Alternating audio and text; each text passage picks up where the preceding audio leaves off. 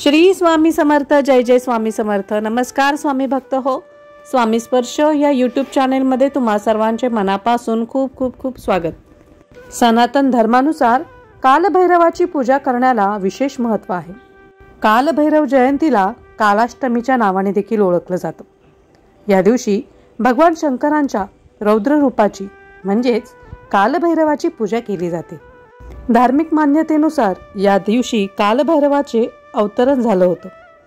जे लोक भगवान कालभैरवाची पूजा करतात त्यांच्या घरात सुख, शांती आणि समृद्धी येते. तसेच वाईट शक्तींपासून मुक्ती मिळते. त्यामुळे यंदाची कालभैरव जयंती नेमकी कधी असणार आहे, तसेच या जयंतीचा शुभ मुहूर्त आणि पूजाविधी काय असणार आहे ते आपण आजच्या या व्हिडिओमध्ये जाणून घेणार आहोत. तत्पूर्वी जर तुम्ही चॅनेलला नवीन असाल तर नक्कीच चॅनेलला सबस्क्राईब करा आणि अशाच नवनवीन व्हिडिओंच्या नोटिफिकेशनसाठी बेल बटन नक्की दाबा. चला तर मग सुरुवात करूया आपल्या आजच्या खास माहितीपूर्ण व्हिडिओला. कालभैरव जयंती विशेष व्हिडिओ.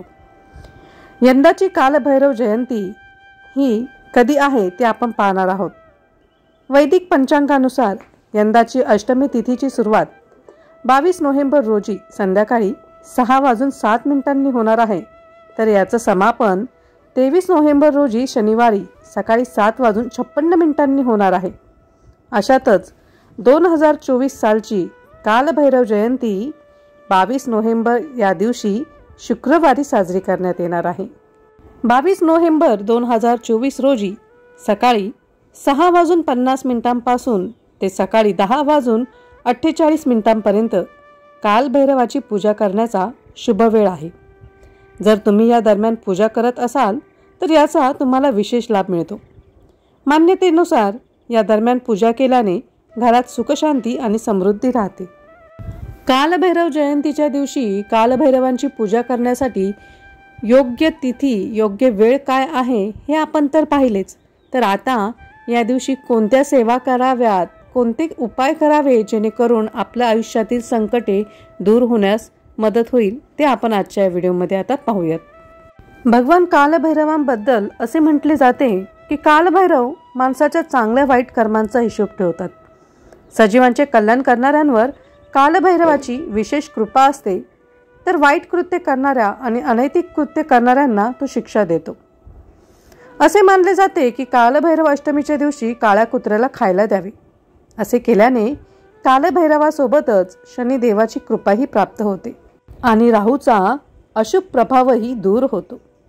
कालभैरवाची उपासना केल्याने मनातील भीती नाहीशी होते आणि कोणत्याही प्रकारच्या वाईट नजरेचा प्रभाव नाहीसा होतो. कालभैरव जयंतीच्या दिवशी आपल्याला ओम कालभैरवाय नमः या मंत्राचा शक्य होईल तितका जप करायचा आहे आणि आपल्याला शक्य होईल तितक्या वेळा कालभैरवाष्टकाचे पठण करायचे आहे.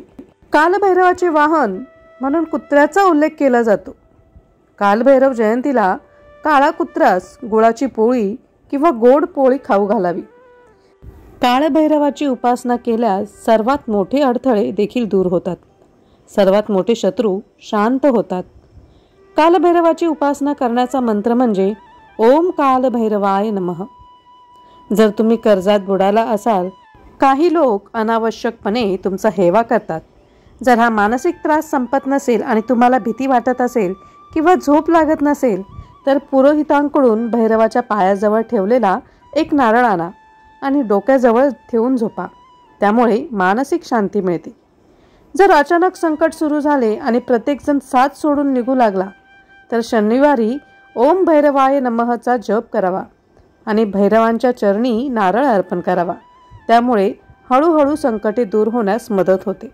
सर्वात महत्त्वाचे म्हणजे वाईट शक्तींपासून मुक्ती मिळवण्यासाठी कालभैरव जयंतीला कालभैरवाची यथासांग पूजा करा आणि कालभैरव मंदिरात जाऊन काळे उडीद आणि काळे तीळ टाकून मोहरीच्या तेलाचा दिवा लावा. त्यामुळे ग्रहदोष दूर होतील आणि शत्रू देखील तुमचं बरं वाईट करू शकणार नाहीत. तर आपल्या आयुष्यातील आर्थिक, शारीरिक, मानसिक समस्या दूर करण्यासाठी या कालभैरव जयंतीच्या दिवशी कालभैरवांच्या मंत्राचा जप करा आणि कालभैरवाष्टकाचे पठण अवश्य करा. शक्य असेल तर कालभैरवाष्टकाचे तुम्ही हवन देखील करू शकता. हवन केल्याने आपली सेवा लवकरात लवकर देवापर्यंत पोहोचते। त्यामुळे कालभैरवाष्टकाचे हवन तुम्ही नक्की करा। तर हा माहितीपूर्ण व्हिडिओ तुम्हाला कसा वाटला ते कमेंट बॉक्समध्ये मला नक्की कळवा। हा व्हिडिओ जास्तीत जास्त लोकांपर्यंत शेअर करा, लाईक करा। तोपर्यंत श्री स्वामी समर्थ, जय जय स्वामी समर्थ।